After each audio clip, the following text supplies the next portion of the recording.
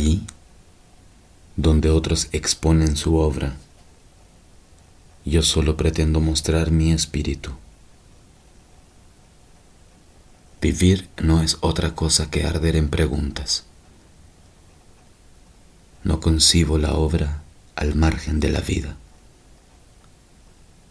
No amo en sí misma la creación. Tampoco entiendo el espíritu en sí mismo. Cada una de mis obras, cada uno de los proyectos de mí mismo, cada uno de los brotes gélidos de mi vida interior expulsa sobre mí su baba. Estoy en una carta escrita para dar a entender el estrujamiento íntimo de mi ser, tanto como estoy en un ensayo exterior a mí mismo y que se me presenta como una indiferente incubación de mi espíritu. Sufro que el espíritu no haya lugar en la vida y que la vida no se encuentre en el espíritu. Sufro del espíritu órgano, del espíritu traducción o del espíritu atemorizante de las cosas para hacerlas ingresar en el espíritu. Yo dejo este libro colgado de la vida. Deseo que sea masticado por las cosas exteriores y, en primer término, por todos los estremecimientos acuciantes, todas las vacilaciones de mi yo por venir.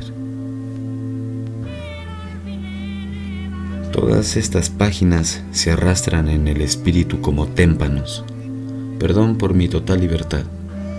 Me niego a hacer diferencias entre cada minuto de mí mismo. No acepto el espíritu planeado. Es preciso acabar con el espíritu como con la literatura. Quiero decir que el espíritu y la vida se encuentran en todos los grados. Yo quisiera hacer un libro que altere a los hombres, que sea como una puerta abierta que los libere, que los lleve a un lugar al que nadie hubiera consentido en ir. Una puerta simplemente ligada con otra realidad. Y esto no es el prefacio de un libro, como tampoco lo son los poemas que lo indican en la lista de todas las furias del malestar. Esto no es más que un témpano atragantado. Una gran pasión razonadora y superpoblada arrastraba a mi yo como un puro abismo. Resoplaba un viento carnal y sonoro, y el azufre también era denso, y pequeñas raíces diminutas llenaban ese viento como un enjambre de venas, y su entrelazamiento fulguraba. El espacio sin forma penetrable era calculable y crujiente, y el centro era un mosaico de trozos como una especie de rígido martillo cósmico, de una pesadez deformada y que sin parar cae como un muro en el espacio con un estruendo destilado. Y la cubierta algodonosa del estruendo tenía la opción obtusa y una viva mirada que lo penetraba. Sí, el espacio entregaba su puro algodón mental, donde ningún pensamiento era todavía claro ni devolvía su descarga de objetos. Pero paulatinamente la masa dio vueltas como una náusea potente y fangosa, una especie de fuente flujo de sangre vegetal y detonante, y las íntimas raíces trémulas en el filo de mi ojo mental se arrancaban de la masa erizada del viento a una velocidad vertiginosa, y todo el espacio, como un sexo saqueado por el vacío ardiente del cielo, se estremeció, y algo como un pico de paloma real socavó la masa turbada de los estados. Todo el pensamiento más hondo se diversificaba, se disipaba, se volvía claro y reducido. Entonces era preciso que una mano se transformara en el órgano mismo de la aprehensión, y aún 2 o 3 veces giró la masa artificial y cada vez mi ojo se enfocaba sobre un sitio más exacto. La oscuridad misma se hacía más densa y sin objeto. Todo el hielo ganaba la claridad. Dios, el perro contigo y su lengua, que atraviesa la costra como una saeta del doble morrión abobado de la tierra que le causa ardor. Y aquí está el triángulo de agua que se aproxima con paso de chinche, pero que bajo la chincha ardiente se transforma en una cuchillada. Bajo los senos de la espantosa tierra, Dios la perra se ha marchado. De los senos de la tierra y de agua congelada que pudren los agujeros de su lengua. Y aquí está la Virgen del Martillo para masticar las cuevas de la tierra, donde la calavera del perro de hielo siente crecer el horroroso nivel.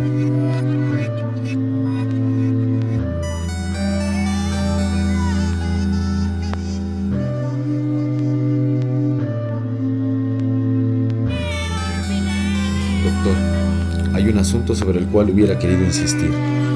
Es el de la relevancia de la cosa sobre la cual operan sus inyecciones. Esta especie de languidecimiento esencial de mi ser, esta disminución de mi estiaje mental, que no quiere decir, como podría creerse, un rebajamiento cualquiera de mi moralidad, de mi alma moral, o ni siquiera de mi inteligencia, sino más bien de mi intelectualidad servible, de mis recursos razonantes, y que se relaciona más con el sentimiento que tengo yo mismo de mí mismo yo, que con lo que pongo de manifiesto a los demás de él. Esta vitrificación sorda y polimorfa del pensamiento que en cierto momento elige su forma.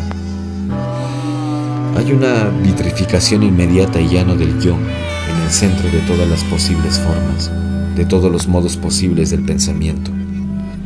Y señor doctor, ahora que usted está bien enterado de lo que puede ser alcanzado en mí y curado por las drogas, de la zona de conflicto de mi vida, espero que sabrá suministrarme la cantidad suficiente de líquidos sutiles, de reactores especiosos, de morfina mental, capaces de sobreponer mi abatimiento, de enderezar lo que cae, de juntar lo que está separado, de reparar lo que está destruido. Le saluda mi pensamiento.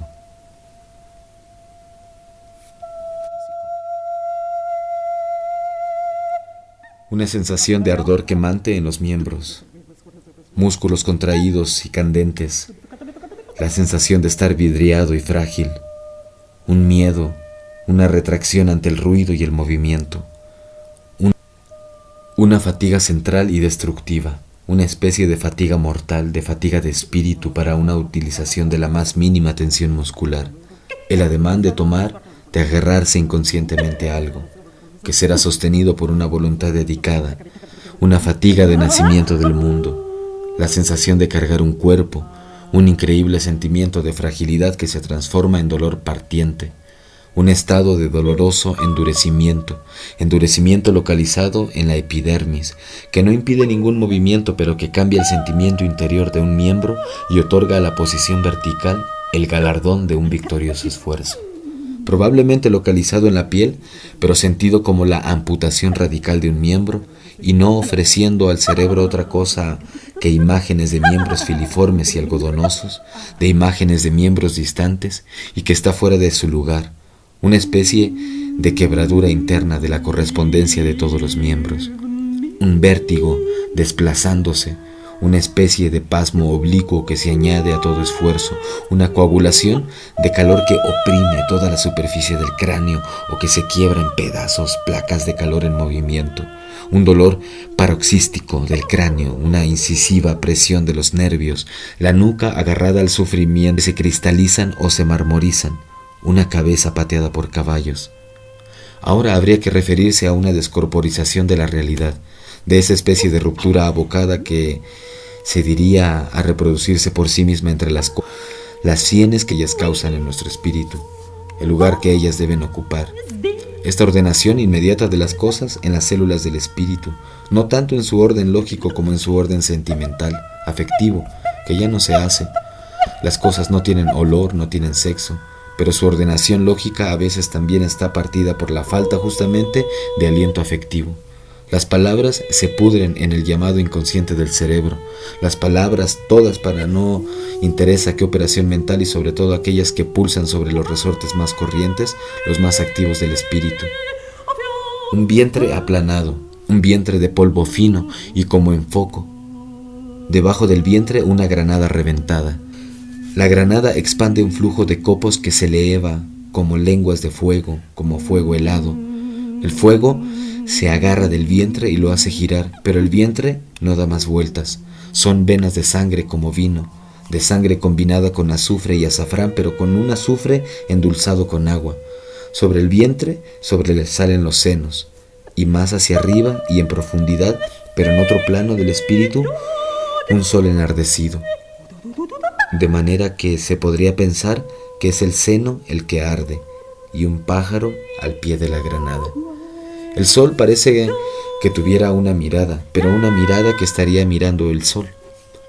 Y el aire, todo es como una melodía gélida, pero una extensa, honda melodía bien compuesta y secreta y colmada de ramificaciones congeladas. Y todo construido en columnas y con una especie de aguda arquitectónica que une el vientre con la realidad. La tela está huecada y estratificada. La pintura está muy prensada a la tela, como un círculo que se cierra sobre sí mismo, una suerte de abismo en movimiento que se parte por el medio. Es como un espíritu que se ve y se ahueca, está modelado y trabajado sin cesar por las manos crispadas del espíritu. Mientras tanto, el espíritu siembra su fósforo. El espíritu está seguro, tiene un pie bien apoyado en este mundo. El vientre, los senos, la granada son como evidencias testimoniales de la realidad. Hay un pájaro muerto y hay un abundante surgimiento de columnas. El aire está plagado de golpes de lápices como de golpes de cuchillos, como de esquirlas de uña mágica. El aire está suficientemente alterado. Así, donde germina una semilla de irrealidad se disponen células. Las células se colocan cada una en su lugar, en abanico, rodeando el vientre, delante del sol, más lejos del pájaro y sobre ese flujo de agua sulfurosa. Pero la arquitectura que sostiene y no dice nada es indiferente a las células. Cada célula contiene un huevo donde se destaca. ¡Qué germen! Repentinamente nace un huevo en cada célula. En cada uno hay un hormigueo, inhumano pero límpido, las diversificaciones de un universo detenido. Cada célula contiene bien su huevo y nos lo ofrece, pero al huevo no le importa demasiado ser elegido o rechazado. Algunas células no llevan huevo, en algunas crece una espiral y en el aire cuelga una espiral más grande pero como azufrada, de fósforo todavía y cubierta de irrealidad. Y esta espiral tiene toda la relevancia del pensamiento más potente. Y el vientre lleva a recordar la cirugía y la morgue, la bodega, la plaza pública y la mesa de operaciones. El cuerpo del vientre parece tallado de granito, en mármol o en yeso, pero un yeso endurecido. Hay un casillero para una montaña. Las burbujas del cielo dibujan sobre la montaña una aureola fresca y translúcida. Alrededor de la montaña el aire sonodo, compasivo, antiguo, prohibido. La entrada a la montaña está prohibida. La montaña tiene su lugar en el alma. Ella es el horizonte de algo que no deja de retroceder. Produce la impresión del horizonte infinito. Y yo describo con lágrimas esta pintura porque esta pintura me toca el corazón.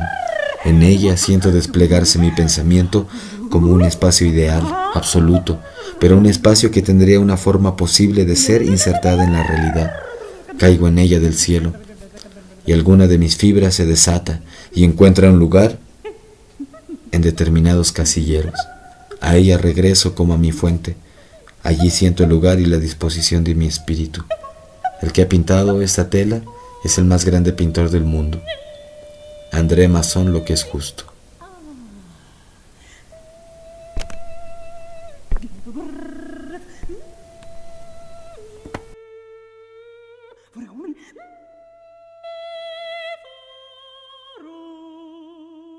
بالحظر